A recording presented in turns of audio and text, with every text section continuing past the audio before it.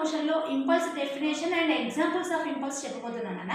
So impulse definition అంటే ఏంటంటే change in momentum that an object experiences and during the interaction is called as impulse. So impulse ante change in momentum that an object experiences during an interaction is called as impulse.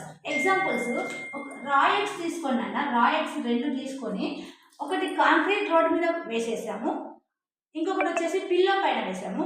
So concrete road పైన వేసిన egg ఆటోమేటిక్గా వెంటనే మనకి ఏమైందంటే break అయిపోతుంది. Because ఇది ఏం చేస్తుందంటే చాలా షార్ట్ టైంలో లార్జర్ ఫోర్స్ తోని కొలైడ్ అవుతుంది.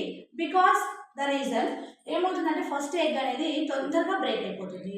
అదే నెక్స్ట్ ఇంకొక ఎగ్ తీసుకొని మనం పిల్లో పైన వేస్తే అప్పుడు ఏమవుతుంది, షార్ట్ టైం లాంగ్ టైం తీసుకుంటుంది, షార్ట్ ఫోర్స్